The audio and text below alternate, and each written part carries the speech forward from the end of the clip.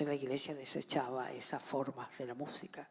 Y también con la teoría y la búsqueda y el trabajo extraordinario de Adorno, de Teodore Adorno, que trabajó muchísimo, inclusive sobre la obra de Mahler, para pensar en la música como formación de ese espíritu del hombre, del individuo, pero justamente oponiéndose a la industria musical que banalizaba todo, ¿no?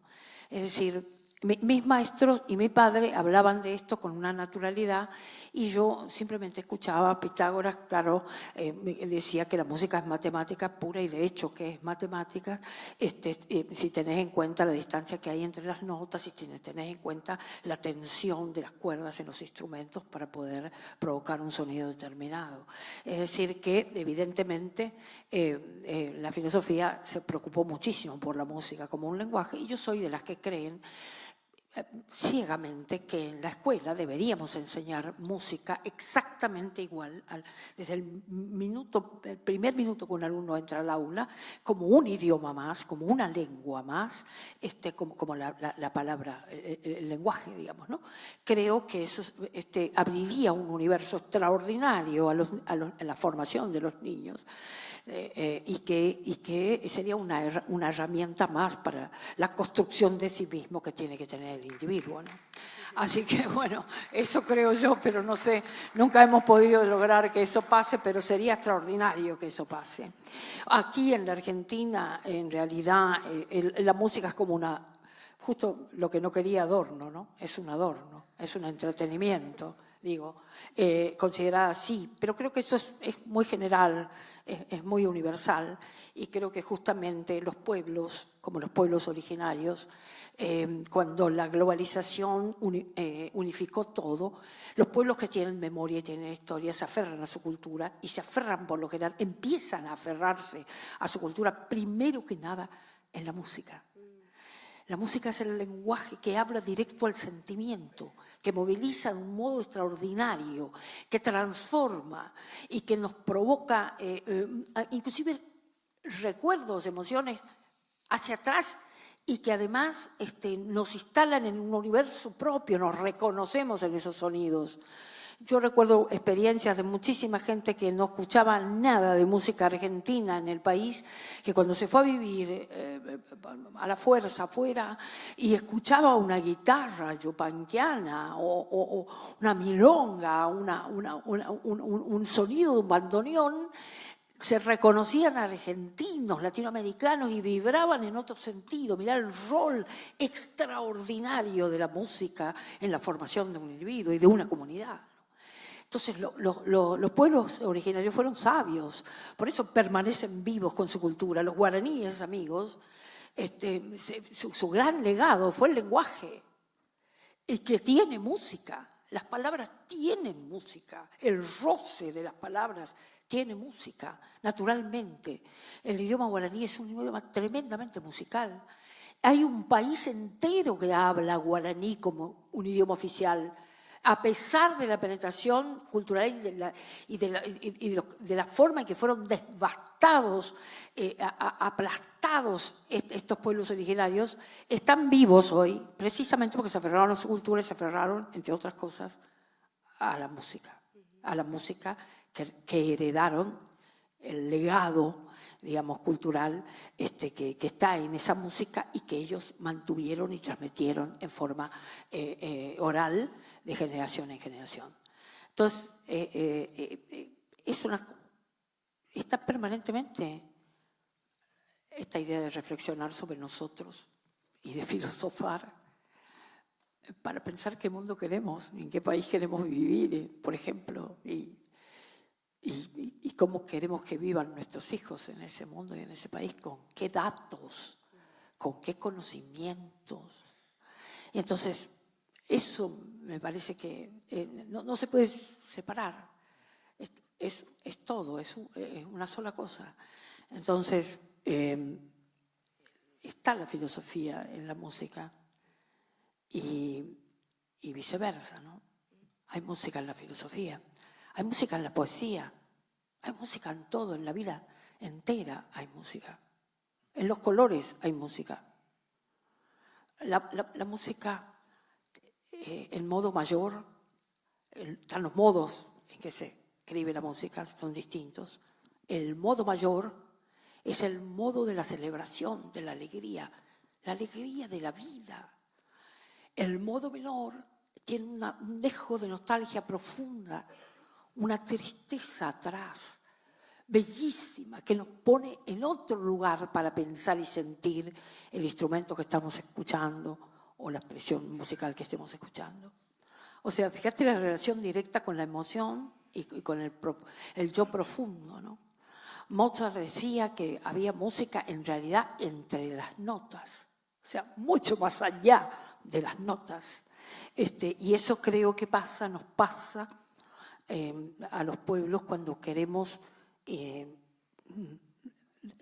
los mecanismos, ponemos en marcha los mecanismos de autodefensa, nos aferramos a esa memoria entrañable que está llena de todos estos sonidos, de todos estos colores, de todas estos conceptos que nos unen y nos hacen ser una comunidad, ¿no? Y yo escuchándote, quiero agregar también algo en relación a estas concepciones y al estudio que recibimos nosotros de la filosofía, algo que nos parece tan abstracto, pero así como cultura es todo lo que hace el hombre, ¿no? Filosofía también es como esta manera que tenemos de entender y de vivir nuestra vida. Y qué loco esta formación que ya a estas alturas no nos extraña para nada, pero esta formación que siempre empezamos a estudiar, estas diferentes disciplinas, filosofía, psicología, empezamos a estudiar lo clásico. Y yo creo y aprendemos estos nombres re difíciles como Nietzsche, como Kierkegaard o como Hegel, bueno, no sé, no me acuerdo de otros. Pero siempre empezamos a estudiar lo de afuera primero, o sea, empezamos a estudiar en este continente y en nuestra tierra una filosofía de vida y una manera de entender del mundo que tiene que ver con otro continente. En vez de empezar a aprender en nuestros primeros pasos que daríamos por la filosofía, en vez de empezar a aprender cuál es la filosofía de nuestro suelo, de nuestra tierra. Y creo que esto se da porque tenemos una cultura y una educación europeizante que se las ha ingeniado todos estos años, y hasta hace muy poco tiempo que se la combatió, se las ha ingeniado en enseñarnos a ignorar lo que teníamos acá, a ignorar a las culturas que estaban antes del español. Entonces, ¿por qué? Bienvenida. ¿Por qué ignoramos? Porque sería dar lugar quizás a otro tipo de pensamiento que no tiene que ver con el pensamiento que vino a imponerse acá, dentro de este suelo y de esta tierra. Entonces, lo primero que hace esta cultura que viene de afuera es invisibilizar. Y en la educación, ¿cómo se los invisibiliza? Primero, desde estos conceptos sarmientinos de poner a nuestros pueblos originarios como barbarie y civilización son ellos, ¿verdad? Cuando analizando los hechos, conquista el desierto, etcétera, los bárbaros son los españoles, los que vienen a arremeter, a masacrar, a imponer su idioma, a imponer su religión, que son las dos armas más poderosas de conquista, que no son propias solamente de ellos, nuestros incas también venían avanzando e imponiéndose. Es un método de dominación de los imperios. Y acá nosotros en nuestro territorio y continente también tuvimos nuestros imperios, ¿no es cierto? Pero en vez de estudiar primero nuestros imperios, estudiamos primero a los imperios del otro lado. Entonces, en la filosofía, fíjate qué lindo sería empezar, y se puede empezar ya desde la primaria, a estudiar filosofía, estudiando el pensamiento de nuestros pueblos originarios, que hoy tan necesarios son, ¿no? Porque la filosofía del pueblo originario es ¿qué? Yo soy uno con la naturaleza, yo cuido la naturaleza, yo aprendo a leer lo que el árbol o lo que el viento me está diciendo, aprendo a interpretar lo que el río me está diciendo, aprendo a interpretar y a valorar todo lo que me rodea. Eso ya es una filosofía de vida. Y eso es la primer filosofía que creo yo que deberíamos nosotros aprender. Y ahí ya estás aprendiendo lo que es, ¿qué es la filosofía? Es esto, Es tan sencillo como esto. Entonces, creo que desde la educación también tenemos que empezar, ¿no es cierto?, a flexibilizar lo que es filosofía, porque filosofía uno cree que es un plomo que estudia en la secundaria o después si elige filosofía, letras o etcétera. Sin embargo, ¿qué cercana es la filosofía? Está desde que nacemos, está la filosofía en nuestras vidas. Es nuestro modo de entender y de vivir la vida. Vos sabés, Charo, que, claro, este es el resultado de la conquista. Señora. Neruda escribió un poema maravilloso que decía: se llevaron el oro, nos dejaron el oro, la palabra. Porque nosotros desde el lenguaje, aunque es un lenguaje que heredamos de otro lado, que viene y se impone, como decís vos, cuestionamos lo que pasa también desde este lenguaje. ¿Me explico lo que te quiero decir? Es decir, que nosotros somos dueños ahora, manejamos ese, porque el idioma funda el pensamiento y la cosmovisión y tu relación con el mundo y con el afuera, digamos, con el entorno, con el hábitat, pero también con el más allá del hábitat. Y dice de vos como pueblo y comunidad. Bueno, muy bien. A nosotros nos conquistaron y nos dejaron ese lenguaje. Pero nosotros con ese lenguaje estamos cuestionando el orden establecido.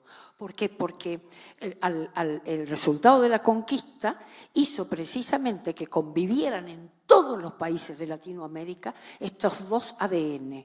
Es decir, el que quiere mirar hacia adentro y buscar en esa historia que nos relaciona a todo el continente, en ese pasado que está vivo porque los pueblos originarios están vivos y porque son los dueños originarios de la tierra, y al mismo tiempo ese otro ADN con el que nació en este país, por ejemplo, que responde a los intereses de determinados sectores que además nos ignoran y nos pasan por arriba, ¿viste? Nos tildaron de todas las formas posibles. No solamente despreciaron y pisotearon y mataron y asesinaron. El primer gran genocidio de la historia es justamente la campaña del desierto. Siguieron con el sistema digamos, con esta estrategia, si querés, del genocidio a lo largo de la historia, justamente de los cabecitas negras y de todos aquellos, del mismo gaucho, que es el criollo que peleó toda la batalla y que nunca tuvo lugar en la historia. Es decir, es tremendo. Es decir, nacimos con dos ADNs y creo que en toda América pasa eso. Y siempre está esta pugna, esta tremenda discusión, este debate que no va a terminarse nunca, pareciera, en donde seguimos pensando cómo podemos sostener nosotros nuestra manera de ver el mundo y nuestra necesidad de tener el país a la medida de este sueño latinoamericano, real, existente, que lo hemos tocado, sabemos que existe, somos nosotros, estamos vivos. Sin embargo, tenemos del otro lado la concentración del poder que nos pone la pata arriba y nos sigue por el imperio. Lo dijiste muy bien, el imperio. Pero nosotros, Charo, vos, con tu conocimiento de toda tu región profundo, que has investigado con la seriedad que has investigado, desde esa lengua, pero también desde